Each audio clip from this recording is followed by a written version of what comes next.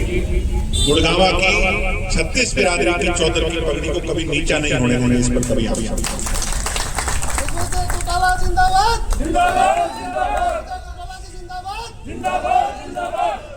2018 में 9 दिसंबर को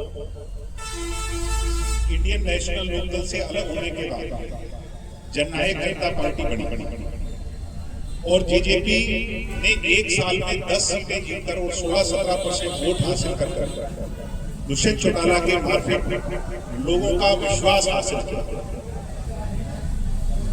और उसके बाद दो रास्ते थे। एक रास्ता तो था कि विपक्ष में जाकर बैठ जाए, मगर विपक्ष में हम 15 साल से बैठे थे। 5 साल और बैठ जाते तो भी उन मुद्दों पर काम नहीं हो सकता था जिन मुद्दों पर 5 साल दुष्यंत जी ने सत्ता में रहकर काम किया। आज मुझे खुशी होती है कि हम तो यही छोड़ उसको छोड़ दो, ले। आज मुझे खुशी होती है गुड़गांवा जैसे अर्बन डेवलप्ड प्रोग्रेसिव सोसाइटी के अंदर भी ये कही इस देश के अंदर महिला सशक्तिकरण के लिए सबसे पहले काम अगर किसी ने किया, करके दिखाया। कहना तो आसान है, अभी तो मोदी जी ने भी कह रखा है कि 2029 में लागू करूंगा 30%, मगर 50% महिला को शहरों की काउंसिल में और गांव की पंचायतों में अगर पहली बार किसी ने देश में हक निभाया तो आपकी पार्टी जननायक जनता पार्टी। बैकवर्ड समाज के लोगों को हिस्सा दिया। आज बीसीए के लोग आप यहाँ काउंसिलर जीत के आगे आ रहे हैं, महिलाएं जीत रही हैं, ये आपकी पार्टी। आज राशन की महिलाएं चला रही हैं 33% रिजर्वेशन के मार्फत, ये आपकी पार्टी। बुजुर्ग हमारे यहाँ ज्यादा बैठे हैं सभा में। आपकी पेंशन इस सरकार, हमारी सरकार बनने से पहले 2000 हुआ और पीछे उठा साहब 10 साल रहे, 5 साल खट्टर साहब भी रहे, 15 साल में सिर्फ 850 रुपये बढ़ी। दुष्यंत जी ने सिर्फ 4.25 साल में आपकी पेंशन 1000 बढ़ाई, 2000 से 3000 करवाई। यानी बुजुर्गों का सोसाइटी। और बीजेपी वाले अभी कहते हैं कि हमने बढ़ाई थी। भाई अगर आपने बढ़ाई थी तो इस साल क्यों नहीं बढ़ाई, पिछले साल क्यों नहीं बढ़ाई? दुष्यंत जी के जाने के बाद वृद्धावस्था और विकलांग विधवा पेंशन नहीं मिली। गुड़गांवा के अंदर हेलीपोर्ट जैसा कोई कल्पना नहीं कर सकता।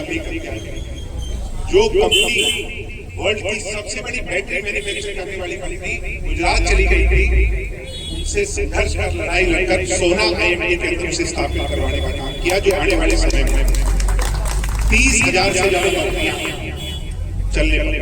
ये अपने आप में बहुत मारुति जो चली गई थी गुजरात, उसको खरखोदा में लेकर के आए। और ये तो मारुति के लोग मानते हैं कि हमें वापस हरियाणा में लाने का काम अगर किसी ने किया है तो इंडस्ट्री मिनिस्टर रहते दुष्यंत चौटाला ने किया है।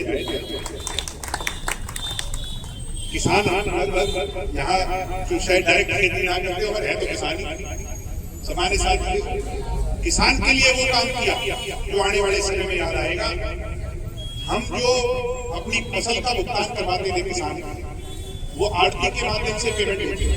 दुष्यंत जी ने कहा मैं इस व्यवस्था को परिवर्तित करना चाहता हूँ और सत्ता में रहकर किसान की पेमेंट डायरेक्ट के खाते में करवाने का देश में पहली बार कानून बनाया, तो आपकी पार्टी जननायक। यानी बहुत काम किए, बहुत प्रोग्रेस के लिए सोच करके चले, मगर हालात परिस्थितियां जीवन में कई बार बदल जाती हैं। और हमने को चौधरी देवीलाल जी को आप मेरे से ज्यादा जानते हो क्योंकि आपने बहुत नजदीक से बुजुर्गों ने देखा है।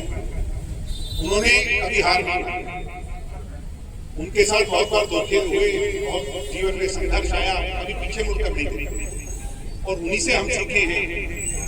ठीक है, अब संघर्ष के पथ पर दोबारा लड़ाई लड़ेगी, जनता की आवाज उठाएंगे। आज हरियाणा की कितनी बधाई। मैं अभी हाल आता है यहाँ रोड पर जाम लगाऊं, बलबीर जी ये जाम गाड़ियों का नहीं था, ये नहीं, ये मनीषा हत्याकांड के लिए लोग प्रोटेस्ट कर रहे हैं, कैंडल मार्च लगा हुआ। मनीषा वाला मामला तो अभी ठंडा भी नहीं हुआ। आज सुबह इधरी के अंदर एक बेटी को मार दिया, कल रेवाड़ी के अंदर मुठभेड़ में एक पुलिस इंस्पेक्टर इंजर्ड हो गया। गुड़गांवा के लोगों से ज्यादा कोई नहीं जानता कि जितनी गुंडागर्दी नायब सिंह सैनी की सरकार में हरियाणा में है, ये हरियाणा का इतिहास गवाह है। मैं गलत तो नहीं कह रहा, अगर मैं झूठ कह रहा हूं तो मुझे रोक दो भाई। जितनी गुंडई, जितनी लूटपाट, डकैती और जितनी एक्सटॉर्शन के टेलीफोन आज के दिन आ रहे हैं। और मुझे एक बात बताओ नौजवान साहब, पुलिस चाहे तो क्या नहीं हो सकता भाई, पताल में से भी निकालना है क्रिमिनल। ये लोग हाथ पे हाथ बैठे, क्योंकि इन लोगों को सिर्फ और सिर्फ मतलब है तो वो बंटवारा करके राज करने से। चौथा साल आएगा तो हिंदू मुसलमान हमें बहुत अच्छा लगता है, उधर 4 साल हमारे काम नहीं आता। ये गुड़गांवा जो है, मैं अभी सुबह पता कर रहा था, मैंने कहा जमीनों के क्या रेट हो गए, बोले जी बंबई में पार कर दिया, बंबई से भी ज्यादा रेट हो गए गुड़गांव में जमीनों के। और समझ के देखो कि हमारी सड़कों की इतनी बदहाली है, मतलब इससे ज्यादा बदहाल शहर नहीं है पूरे हिंदुस्तान के अंदर। जो अनप्लान्ड सिटी के मार्केट आज सड़कें टूटी पड़ी है, सड़कों पर कचरा है, बुरा हाल है, ट्रैफिक की व्यवस्था नहीं।